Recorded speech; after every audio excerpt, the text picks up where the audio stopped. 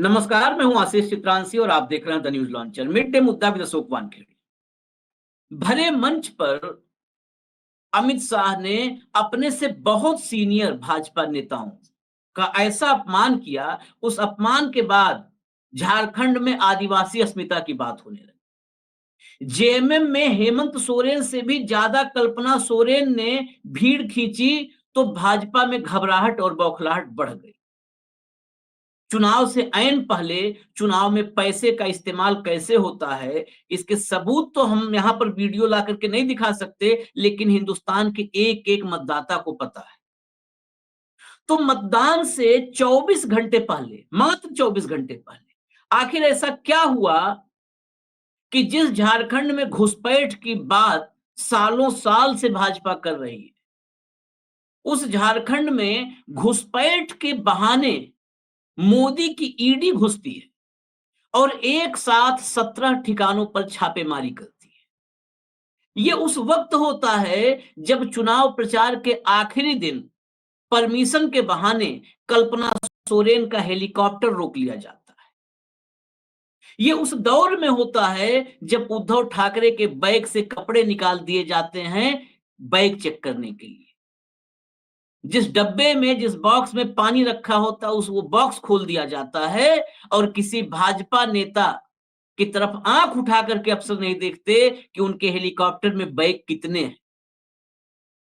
यह बताने का मकसद है कि मतदान से 24 घंटे पहले ईडी की छापेमारी, उससे पहले आईटी ने दस्तक दी थी।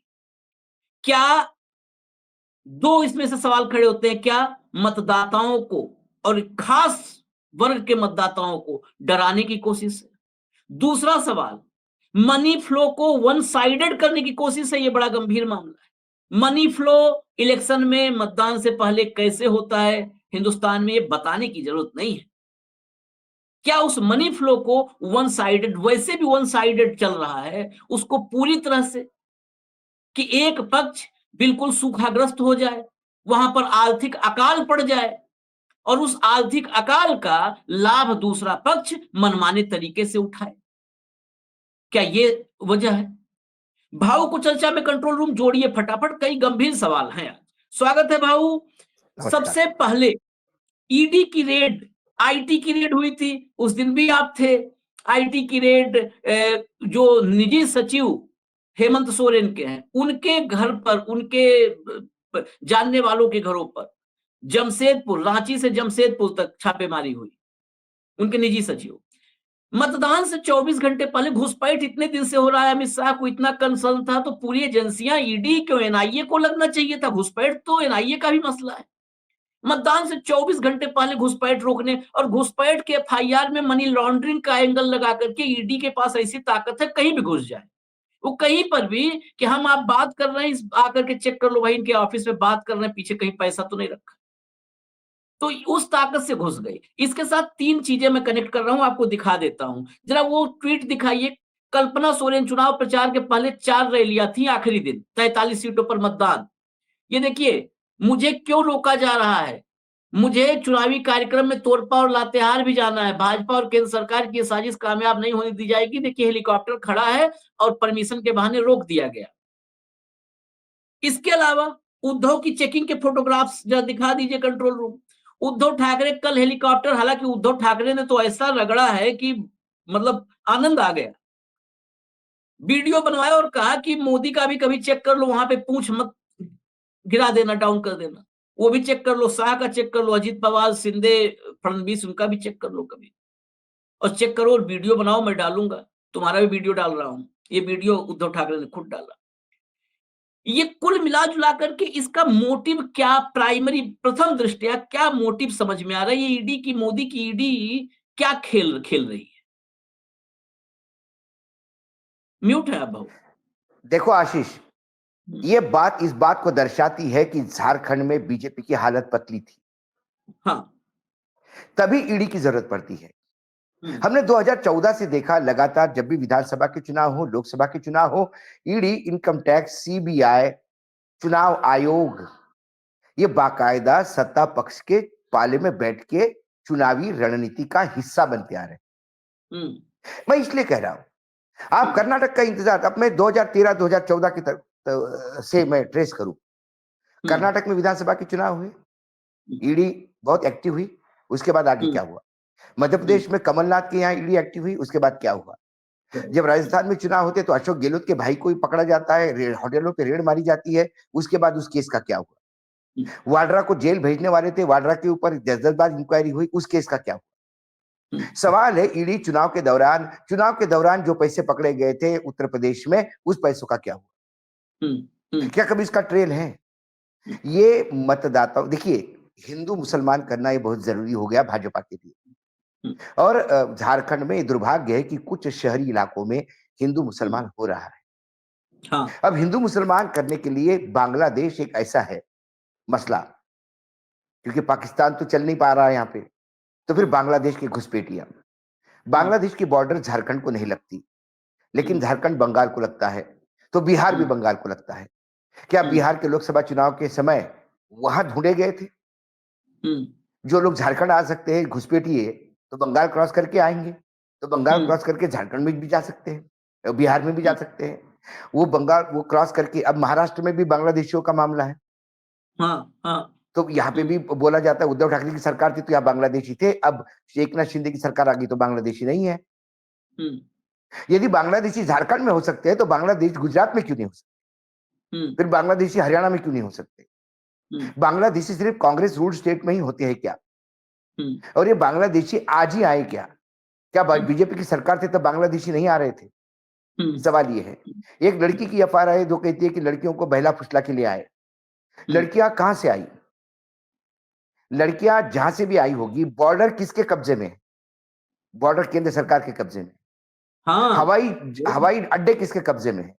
हवाई अड्डे इमिग्रेशन हो या कस्टम्स हो, उनके हैं, या रेल से, पानी से, कहीं से भी आए होंगे एक घुसपैठिए, तो ये नाकामी है सरकार की। ये 2013 के तो घुसपैठिए नहीं है। जो लड़की ने एफआईआर किया कि मुझे होटल में रुकाया गया, वहां बहुत सारी लड़कियां थी, काम दिलवाने के हिसाब से लाए, और यहाँ पे ये हो रहा है, वो हो रहा है, ये जो कंप्लेंट हुई, घुसपैठिए लड़कियां आई कब से? क्या 2013 के पहले से तो होटल में नहीं रह रही थी? जिन लोगों को शर्म आनी चाहिए अपने नाकारा कर्तव्य से, और जो आदमी बेकार पड़े हुए हैं, जिनके होते हुए बांग्लादेश से इन्फिल्ट्रेशन होता है, बांग्लादेश से घुसपैठियों आते हैं, कौन लाता है इस घुसपैठियों? नॉर्थ ईस्ट में घुसपैठिया आ रहा है तो कौन ला रहा है?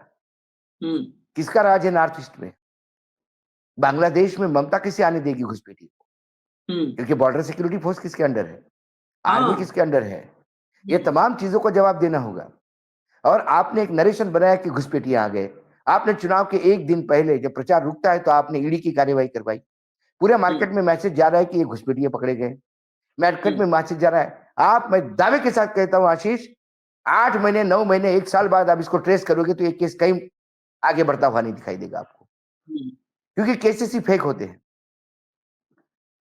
सोरेन को आपने जेल में डाला लोकसभा चुनाव के टाइम पे, क्योंकि आपको सोरेन को प्रचार में नहीं आने देना था।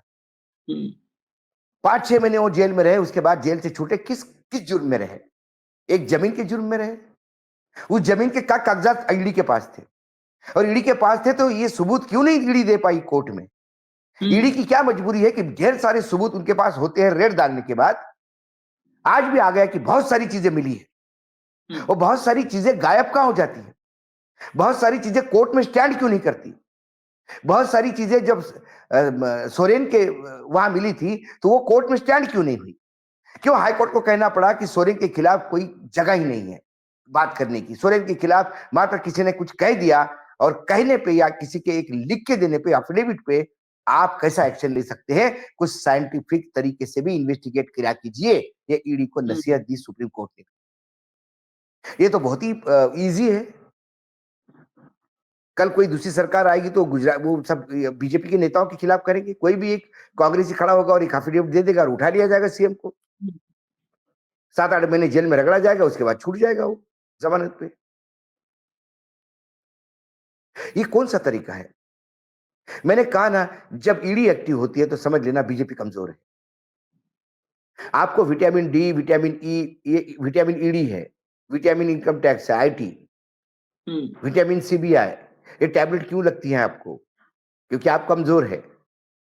तो आपने जो हिंदू मुसलमान किया ये बताने के लिए, क्योंकि बार बार लोग कह रहे कि घुसपैठिए कहां से आ रहे हैं, हमारी तो बॉर्डर बंगाल से, हमारी बॉर्डर बिहार से, बिहार से घुसपैठिए आ रहे थे, जरा नीतीश कुमार को भी टाइट करिए। अब बंगाल से आ रहे हैं तो फिर दीदी को बोलने के बजाय अपनी सिक्योरिटी, अपनी बॉर्डर टाइट करिए। जब ये सवाल उठने लगे, जब लोग मैप लेके घूमने लगे, तब उसके बाद उन्होंने अब ईडी की रेड करी। अब ये रेड में क्या क्या मिला इसका वर्णन गोदी मीडिया सुबह से शाम तक करेगा। गलत खबरें गढ़ी जाएगी,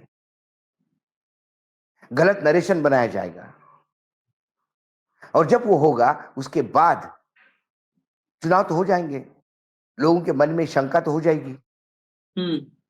ये कहते कि घुसपैठिया नहीं है, देखो इन्होंने तो पकड़ लिए, घुसपैठिया नहीं होंगे, लोकल लोग ही होंगे, बाद में प्रूव हो जाएगा, छोड़ देंगे। ईडी शर्मसार होती नहीं कभी, क्योंकि निर्लज्जता का अमृतकाल चल रहा है, शर्म उनको आती नहीं। 10 बार सर्वोच्च न्यायालय, हाई कोर्ट की तरफ से जूते पड़ते हैं, उसके बाद भी हंसते रहते हैं, क्योंकि उनको भी पता है वो जो कर रहे हैं वो गलत कर रहे हैं, उनको भी पता है जो रेड कर रहे हैं वो गलत कर रहे हैं, उनको भी। लेकिन सवाल ये उठने चाहिए, यदि घुसपैठिए हैं तो जिस राज्य में वो राज्य जितना रिस्पॉन्सिबल है, उससे ज्यादा केंद्र की रिस्पॉन्सिबिलिटी है कि घुसपैठिए आ कैसे रहे। जम्मू कश्मीर में आतंकी हमले हो रहे हैं, तो ये जवाब, अब तो जम्मू कश्मीर में दोनों तरफ से बीजेपी सरकार है भाई, वो तो केंद्र शासित प्रदेश है, सरकार जो इलेक्टेड सरकार किसी काम की नहीं वहां पे। आज भी जम्मू कश्मीर में यदि रोज आतंकी मार गिराए जाते हैं, और उनको मार गिरने, 4 आतंकी मारे गए, 2 जवान शहीद हो गए, रोज सुनना पड़ता है, तो ये आतंकी आते कहां से, बॉर्डर किसके कब्जे में है। आप ये कहिए आतंकियों को कांग्रेस ला रही है, कहिए आतंकियों को बॉर्डर, कांग्रेस इतनी पावरफुल है, विपक्ष इतना पावरफुल है कि इंडियन आर्मी की आंखों में धूल झुका के आतंकवादियों को अंदर कर देते हैं, घुसपैठियों को विपक्ष ले आता है। इस विपक्ष से लड़ने के लिए अमित शाह क्यों कुछ नहीं करते, या इस्तीफा दे देना चाहिए सरकार ने कि हम नाकाम हो गए, घुसपैठिए अभी भी आ रहे हैं, कोई दूसरी सरकार आके घुसपैठिए रोके। ये कुल मिला के एक नरेशन बनाने का सवाल है।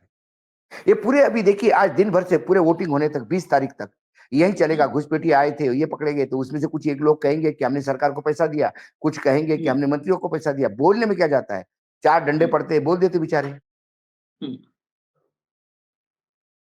हाँ, वो छगन भुजबल छत्तीसगढ़ ने का कहा ही चुनाव ना, याद छगन है। भुजबल जेल काट के आ गए, उसके बाद उन्होंने कह दिया कि भैया अब ईडी सीबीआई से मैं नहीं झेल सकता, तो मैं तो बीजेपी के साथ हो गया। नहीं भाऊ, मैं जब ये बात आई है, छत्तीसगढ़ का चुनाव याद है, जब दुबई तक से वीडियो आ गए थे कि भूपेश बघेल को पैसा दिया है, सब आ गए, हाँ, चुनाव खत्म हो गया, भाजपा की सरकार बन गई, वो दुबई वाला भी गायब है। उस समय हर दिन सुबह से शाम तक, आप याद कीजिए, गोदी मीडिया पर दुबई में बैठा हुआ जो किंग पिन है, वो जो पैसा अरबों रुपए, उसकी लाइफ स्टाइल, वो भूपेश बघेल को उसने वीडियो जारी किया, यहाँ पर जेल में वीडियो जारी हो गया, जेल में वीडियो बन गया, क्या क्या ड्रामे हुए, सब गायब, सरकार बन गई, सब गायब। घुसपैठ की बात, किरीट सोमैया का 2 दिन का पहले का स्टेटमेंट है, आप तो महाराष्ट्र बैठे हुए हैं, सोमैया के उस स्टेटमेंट को पढ़ने के बाद मुझे लगा कि इस्तीफा तत्काल होना चाहिए। किरीट सोमैया ने कहा कि मुंबई में घुसपैठ इतना बढ़ गया है कि आने वाले कुछ साल, उन्होंने बताए थे, उनका तो हिसाब किताब आज भट्ट टाइप जोड़ देते हैं कि इस साल में इतना होगा, नास्तिकदमस है वो, कहे कि 54% रह जाएंगे सिर्फ हिंदू मुंबई में, क्योंकि रोहिंग्या और बांग्लादेशी घुस गए हैं। रोहिंग्या बांग्लादेशी घुस गए तो फडणवीस को पहले निकालो, महाराष्ट्र से बाहर करो, वो होम मिनिस्टर वहां का। अमित शाह को तो देश से बाहर कर देना चाहिए। जिस देश में उस आदमी के गृह मंत्री रहते हुए घुसपैठिए आ रहे हैं, आराम से टहलते घूमते चले आ रहे हैं, खेत खलिहान मान करके, उस गृह मंत्री पर तो मुकदमा भी चलना चाहिए कि आपके रहते इस देश में आराम से टहल के आ रहे हैं। किरीट सोमैया का आरोप है, ये हमारा आपका नहीं है।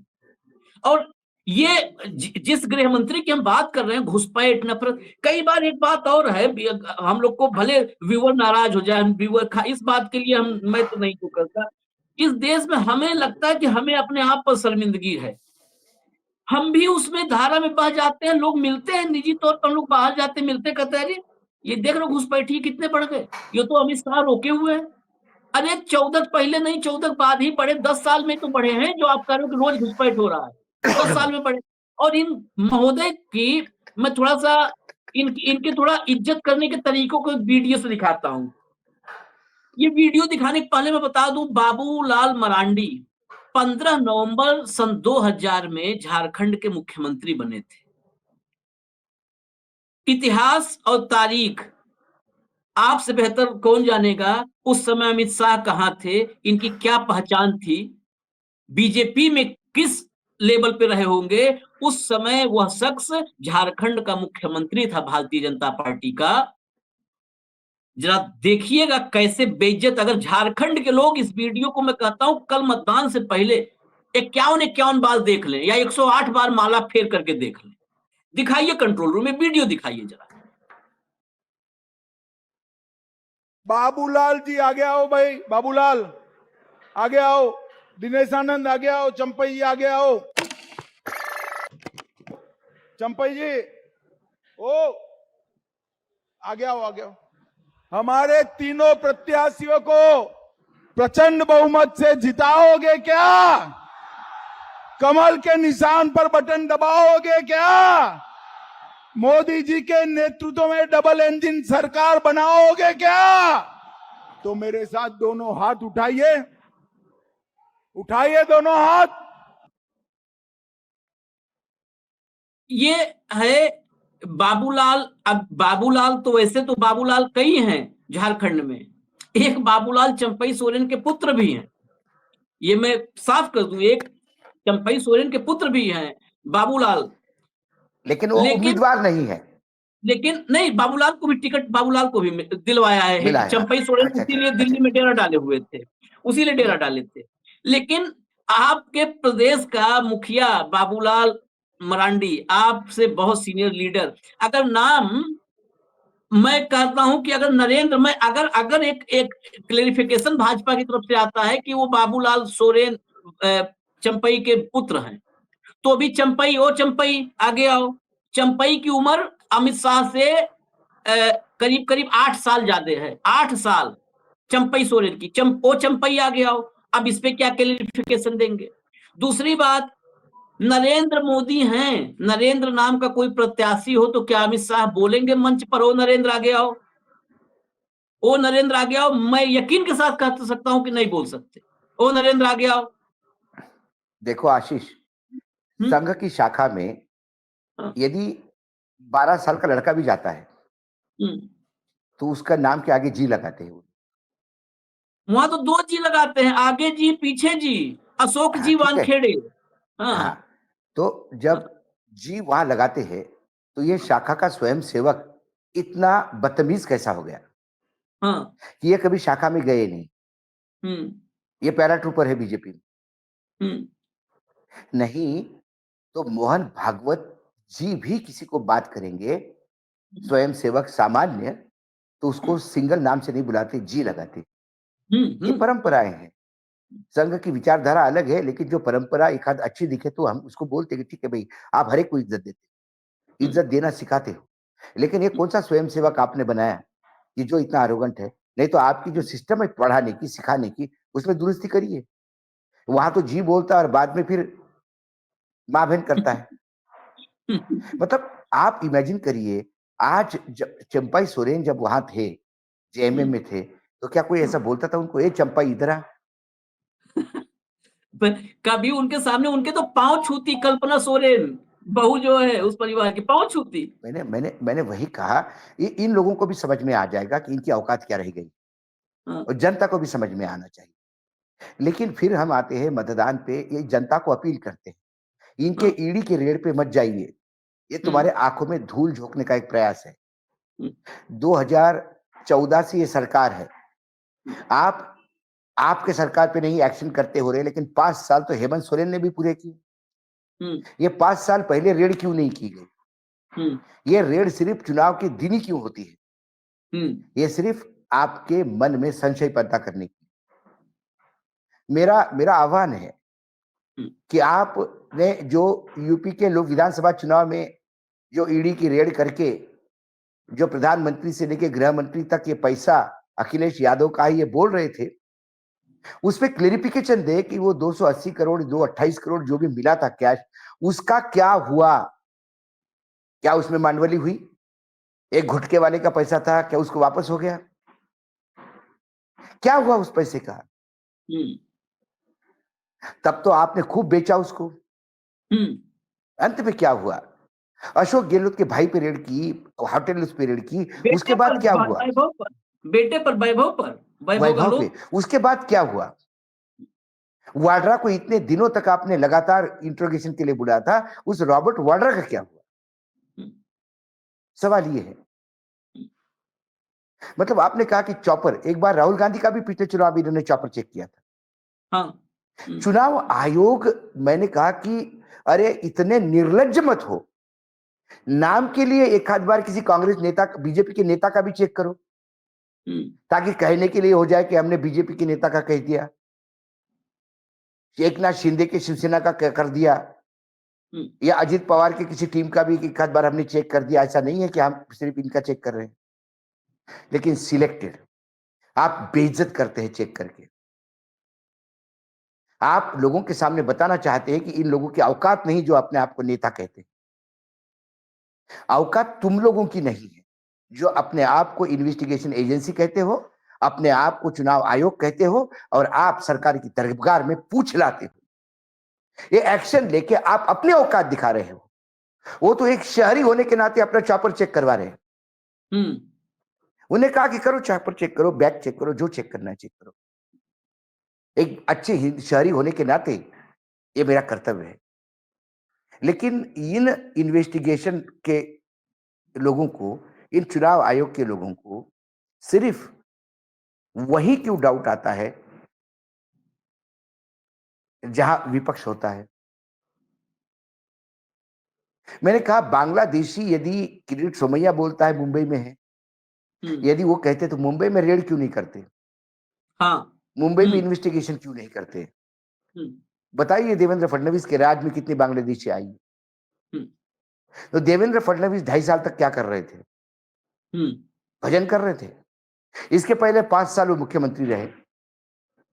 ये बांग्लादेशी तब भी आए होंगे, तभी गृह मंत्रालय उनके पास था। तब क्या कर रहे थे? भजन कर रहे थे। गुजरात में इतने ड्रग्स पकड़े जा रहे, क्यों नहीं पहुंचती? गुजरात एक ड्रग का गेटवे हो गया है भारत के लिए। हाँ। इस पे दोनों गुजराती चुप क्यों हैं? जिस अडानी के पोर्ट पे 3000 किलो ड्रग मिला था और बाद में उनके बगैर नाम लिए केस दर्ज हो गया था, बाद में उनका नाम भी इन्वॉल्व हो गया था, उस केस का स्टेटस क्या है? कितने साल लगाएंगे ये? और 20-25 साल लगेंगे। माल पकड़ा गया, लोग सामने हैं, अब सजा देने में क्या डर है?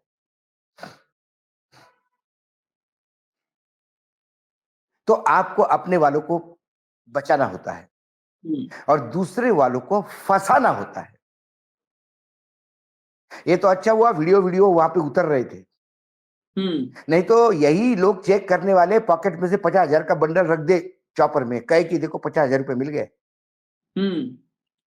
50,000 रुपए आप ऐसे कैश नहीं ले जा सकते। उठाओ भाई, उद्धव ठाकरे को अरेस्ट करो। कई वीडियो हमने देखे कि कैसी दारू रखी जाती है। हाँ, गाड़ी में, वो भी पकड़े गए थे। पकड़े। अधिकारी लोग पकड़े गए थे। कैसे दंगे करवाए जाते हैं, 2 घंटे के लिए पुलिस बोलती है हम चुप है, तुमको जो करना सो करो। ये भी देखा है हमने उत्तर प्रदेश के हाल ही में हुए दुर्गा उत्सव के दंगों में, कैसा संदेश खली में वीडियो फेक बना के घुमाए जाते हैं और दंगों का रूप दिया जाता है। ये भी इस देश ने देखा। इसलिए झारखंड के मतदाताओं को आज की रेड के मायने ये समझने होंगे कि बीजेपी कमजोर हो रही, इसलिए मदद की गुहार मांग रही है, तो ईडी पहुंची, क्योंकि अब ईडी जब्त करेगी और ये क्या क्या जब्त हुआ ये बताएगी। सुशांत सिंह राजपूत जब बिहार में चुनाव थे तो बिहार के पुत्र का हत्या हुई, इसलिए उद्धव ठाकरे की सरकार पे हमला बोल दिया गया और बिल्कुल सीबीआई ने टेक ओवर कर दिया था। आखिर तक सीबीआई ने ऐसा क्या ढूंढा जो मुंबई पुलिस ने नहीं ढूंढ पाई? सीबीआई भी उसी तर्ज पे आ गई जिस तर्ज पे मुंबई पुलिस ने पहले ही कह दिया था, पहले 10 दिन में ये क्या हुआ। मुझे इतने नालायक नेता भरे हैं हमारे देश में, नारायण राणे के पास सारे प्रूफ है कि सुशांत सिंह राजपूत की हत्या हो गई, लेकिन ये बीजेपी के बड़े नेता अभी तक ईडी, सीबीआई, इनकम टैक्स को वो प्रूफ नहीं दे रहे। क्यों नहीं दे रहे?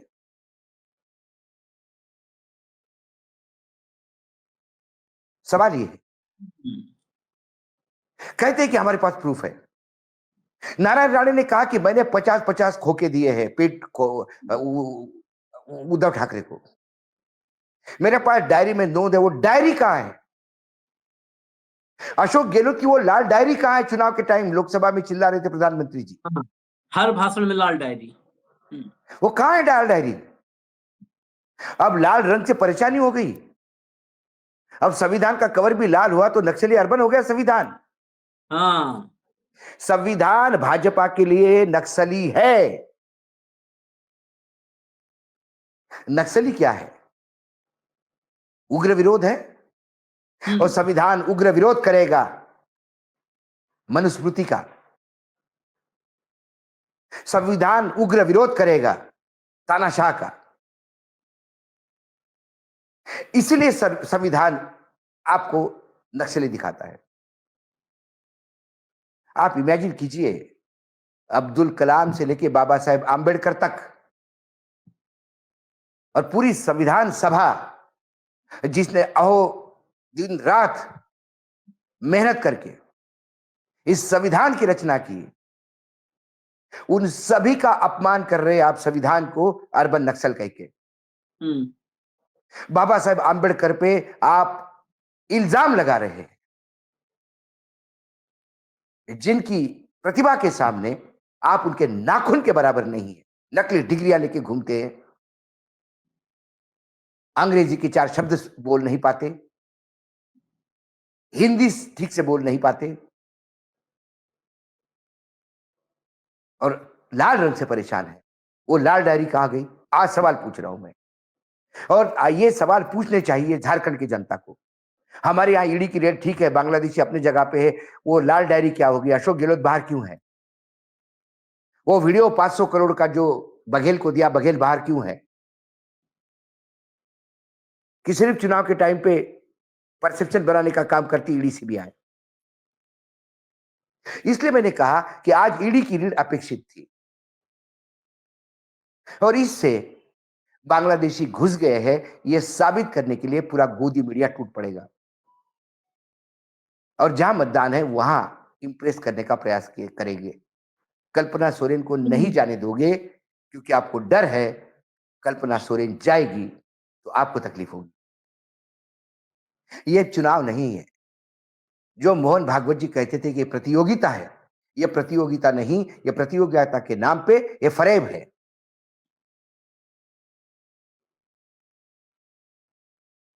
ये चुनाव लड़ना नहीं जानते, ये लोगों को लड़वाना जानते हैं। ये चुनाव लड़ना नहीं जानते, ये विपक्ष के हाथ पैर बांधना जानते हैं, जिसको लेवल प्लेइंग फील्ड बोलते हैं। ये तो इनके डिक्शनरी में है ही नहीं। अरे मर्द हो तो आमने से सामने आ जाओ, सामने से प्रकार करें। झूठ की खेती, फरेब की खाद और लहलहाती फसल, यही है बीजेपी का पूरा मॉडल। उस मॉडल में योगी आदित्यनाथ भी चुनाव प्रचार के आखिरी दिन थे। आप लोग ध्यान रखिए झारखंड के मतदाताओं, और जब वहां पर वो यूपी मॉडल की तारीफ कर रहे थे, आप दूर हैं तो आपको लगता है कि वो भगवा चोले में खड़ा हुआ व्यक्ति बता रहा है, सच ही बोलता होगा। उस वक्त प्रयागराज की सड़कों पर 10,000 छात्रों पर लाठियां गिर रही थी, लाठियां।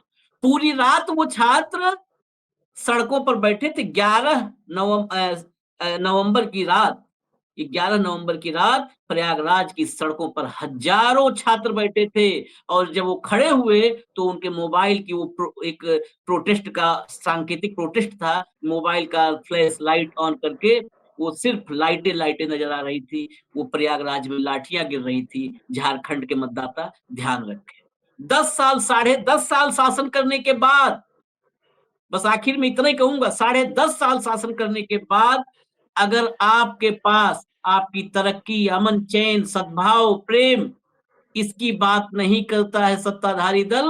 कहता है घुसपैठ हो गया, बटोगे कटोगे, एक रहोगे सेफ रहोगे।